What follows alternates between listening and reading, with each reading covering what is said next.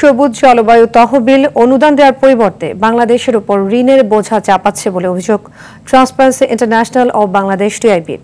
বৈশ্বিক জলবায়ু সংকট মোকাবেলায় গঠিত প্রতিষ্ঠানটির তহবিল সহায়তা নীতি বৈষম্যমূলক ও দুর্নীতিগ্রস্ত বলে জানায় টিআইবি।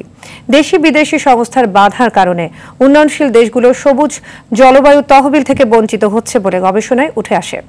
সাদিয়া কানিজের রিপোর্ট।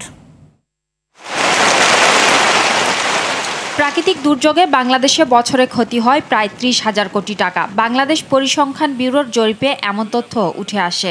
জলবায়ু ঝুঁকি মোকাবেলায় ২০৩০ সাল পর্যন্ত উন্নয়নশীল দেশগুলোর বছরে প্রয়োজন $১৩০০ বিলিয়ন, যার সিংহভাগ আসার কথা সবুজ জলবায়ু তহবিল থেকে। অথচ চাহিদা অনুযায়ী অর্থ দিচ্ছে না তারা।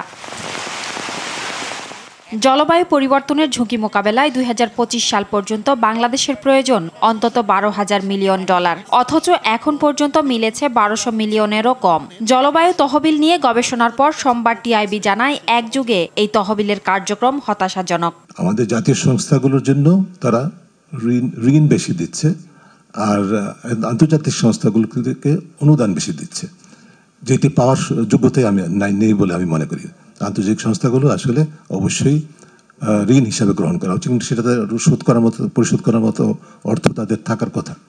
আর আমাদের মতো উন্নয়নশীল দেশগুলো আমরা ইতিমধ্যেই জলবায়ু পরিবর্তনের যে মোকাবেলার জনিত কারণে আমাদের নিজস্ব জাতীয় অর্থায়নে মোকাবেলা করতে গিয়ে ইতিমধ্যেই আমাদের ত্রাহি অবস্থা। টিআইবির নির্বাহী পরিচালক বলেন, জাতীয় প্রতিষ্ঠানের পরিবর্তে বিদেশি প্রতিষ্ঠান দিয়ে প্রকল্প বাস্তবায়ন করা হচ্ছে। ফলে যে উদ্দেশ্যে জলবায়ু তহবিল গঠন করা হয়েছিল, ক্ষতিগ্রস্ত দেশগুলো তার সুফল পাচ্ছে না। প্রায় একেবারে নিষিদ্ধ করার মতো একটা জায়গায় তারা কিছু কিছু শর্তাবলী আরোপ করেছে শুরু থেকেই, এবং সেটির সুযোগ নিয়ে তারা কিন্তু আবার আন্তর্জাতিক সংস্থার দিকে ধাবিত হয়েছে। তো যে কারণে এটি এক ধরনের, যার ফলে এটা যে সুফল যাদের পাওয়ার কথা, যে ক্ষতিগ্রস্ত দেশগুলো, তাদের হাতে পর্যাপ্ত পরিমাণে প্রত্যাশিত পরিমাণে আসতে পারছে না। ক্ষতিপূরণ আদায়ে বাংলাদেশ সরকারের পদক্ষেপ নেওয়ার সুযোগ আছে।